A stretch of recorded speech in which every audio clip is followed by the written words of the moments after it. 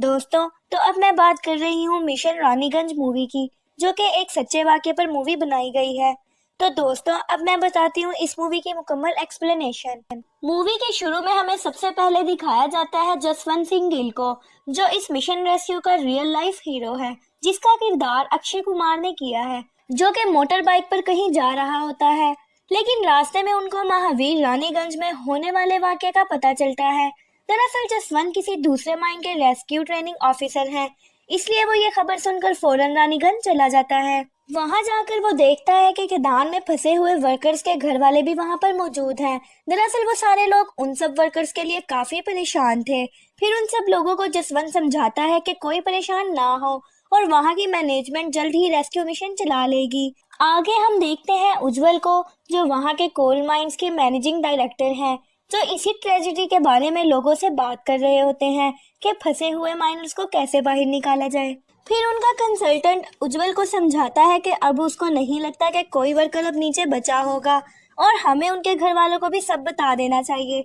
ये बात सुनकर उज्जवल बहुत ज्यादा परेशान हो जाता है, लेकिन वहां पर जसवंत आ जाता है और उज्जवल से कहता है कि मैं इस मिशन में आपकी मदद करना चाहता हूँ। ये बात सुनकर उज्जवल बहुत खुश हो जाता है, जैसे उसके अंदर हिम्मत आ जाती है, क्योंकि उज्जवल जसवंत के साथ पहले भी काम कर चुका था और वो जानता था कि जसवंत बहुत ज्यादा टैलेंटेड है। सारे लोग प्लानिंग करने लग जाते हैं कि फंसे हुए वर्कर्स को बाहर कैसे निकालें। जसवंत के अलावा सबको ये लग रहा होता है कि नीचे फंसे हुए वर्कर्स अब तक मर चुके होंगे, लेकिन जसवंत उनको कहता है कि हम सबको इस बात का यकीन नहीं करना चाहिए और अगर एक भी वर्कर जिंदा है तो हमारा काम है उसको सही सलामत बाहर निकालना। फिर इसके बाद हम देखते हैं कि इस हादसे की वजह से कई सारे पॉलिटिशियंस भी इस रेस्क्यू में अपना फायदा देख लेते हैं, क्योंकि उन सबको लगता है कि अगर ये हादसे में किया जाने वाला काम अच्छे से हो गया तो इन सबको बहुत फायदा होगा। इसी वजह से उज्जवल की पोजीशन भी बहुत खतरे में होती है और मजदूरों के घर वाले बहुत ज्यादा गुस्से में होते हैं। लेकिन पर जसवंत इस मामले को अपने काबू में कर लेता है और फिर रेस्क्यू के प्लान पर काम करना शुरू कर देते हैं। फिर जसवंत को खबर मिलती है कि पास में एक पिट नीचे से पानी का शोर आ रहा है। जसवंत वहां जाकर पास वाले डाइल के अंदर जाता है और वहां जाकर देखता है कि पानी के बहाव बहुत तेज है और वो चाहकर भी वहां रेस्क्यू मिशन नहीं कर पाएगा। ये सब चल ही रहा होता है कि वहां पर एमएलए आ जाता है और एक ऑफिसर को पकड़ के धमकी देने लग जाता है कि एक भी मायर को कुछ नहीं होना चाहिए, वरना पूरे इंडिया को तबाह कर दूंगा। आगे वहां पर जसवंत और उज्जवल आकर एमएलए को समझाते हैं कि वो खुद भी माइनर्स को बचाने की कोशिश कर रहे हैं और उनको बचाना हमारी जिम्मेदारी है। और फिर इसके बाद वहां अचानक दास आ जाता है, जो कि इनिशियल डायरेक्टर है। एमएलए से दावा करता है कि जब तक दास बाबू यानी कि मैं यहाँ पर हूँ किसी भी वर्कर को कुछ नहीं होगा। ये बात सुनकर एमएलए खुश हो जाता है और दास से बोलता है कि अगर तुमने रेस्क्यू मिशन अच्छे से कर दिया तो तुम्हें मैं और भी हाई पोस्ट पर कर दूंगा और तुम्हारी प्रमोशन करवा दूंगा। वैसे तो दास को इस रेस्क्यू मिशन में 1% भी इंटरेस्ट नहीं था, लेकिन एमएलए की दोबारा प्रमोशन की बात सुनकर वो रेस्क्यू मिशन की तैयारी करता है।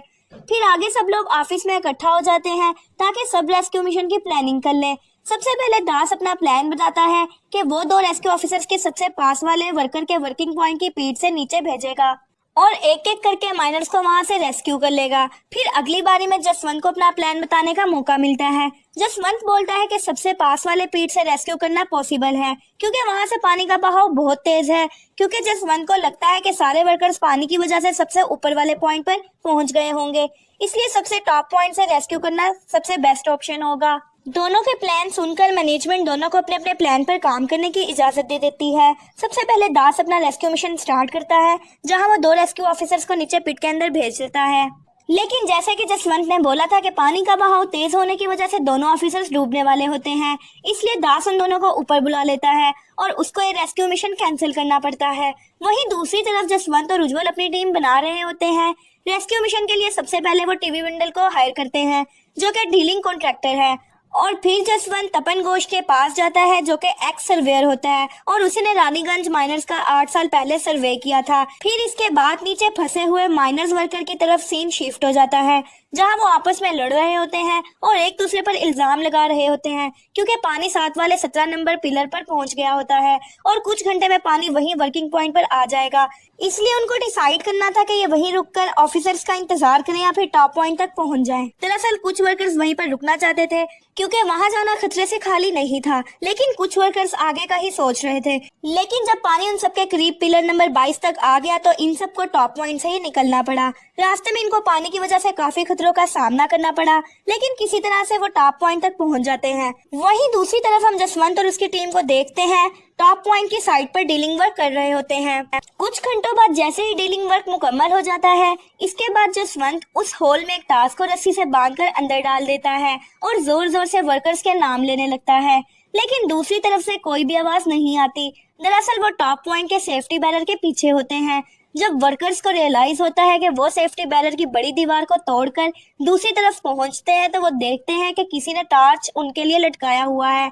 लेकिन जसवंत को आवाज ना आने की वजह से वो उस टॉर्च को हटाकर वहां से जाने लगता है कि तभी वो सब वर्कर्स जोर जोर से शोर मचाने लगते हैं कि हम सब जिंदा है, और पास में एक कुत्ता भौंकने लगता है। तो जसवंत वहां चेक करने जाता है तो उसको वर्कर्स की आवाज सुनाई देती है, जिसके बाद वो सुकून महसूस करता है। आगे जसवंत और उसकी टीम के पास और भी बड़ा टास्क था कि वो इन माइनर्स को बाहर कैसे निकालेंगे। इसके लिए जसवंत एक प्लान बनाता है, जिसके लिए वो टिबी बिंडल को बड़ा सा होल बनाने के लिए कहता है, जिससे वो एक कैप्सूल नीचे भेजेगा और उसमें बैठकर एक एक करके माइनर्स को ऊपर ले आएगा। आगे बिंडल रोलिंग के काम में लग जाता है, लेकिन नीचे बहुत बड़ा मसला हो जाता है। सेफ्टी बैरियर तोड़ने की वजह से नीचे कार्बन गैस बनने लग जाती है। जसवंत और उसकी टीम के पास 48 घंटे का वक्त होता है, वरना वो सारे माइनर्स कार्बन गैस की वजह से मर जाएंगे। वो डर रहे होते हैं, एक दूसरे से लड़ाई कर रहे होते हैं, लेकिन जसवंत उनको कॉल करके समझा रहा होता है।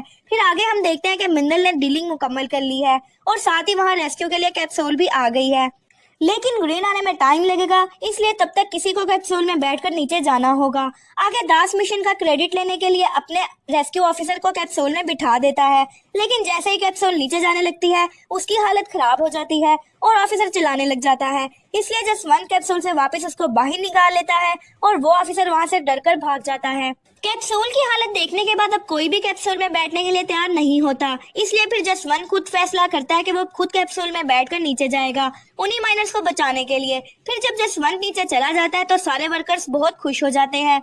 वो जसवंत को बताते हैं कि पानी टॉप पॉइंट पर आने लगा है, इसलिए कार्बन डाइऑक्साइड भी जल्दी वहां पर आने वाली होगी। जसवंत सबसे पहले ज्यादा जख्मी वर्कर को कैप्सूल में बैठाकर ऊपर भेज देता है।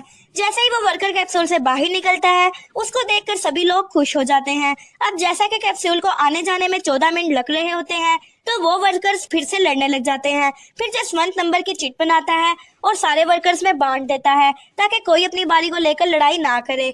इसी वजह से वर्कर्स एक एक करके कैप्सूल से ऊपर आने लगते हैं, अपने अपने खानदानों से मिलने लग जाते हैं। लेकिन अब बहुत कम वक्त बचा था और कुछ ही देर में गैस फैलने वाली होती है। इसी वजह से कुछ वर्कर्स परेशान हो जाते हैं। फिर जसवंत उन सबको हौसला देता है कि हम सही सलामत ऊपर पहुंच जाएंगे। आगे हम देखते हैं कि एमएलए को पता लग जाता है कि दास ने ही क्रीम खराब की थी, इसलिए एमएलए उसको अपने कैंप में बुलाता है, जहां वो उसको रस्सी से बांधकर काफी पिटाई करता है और उसको वार्निंग देता है कि आधे घंटे में क्रीम ठीक हो जानी चाहिए। काफी वक्त गुजर जाता है और फिर हम देखते हैं कि वर्कर्स और जसवंत अभी भी नीचे हैं।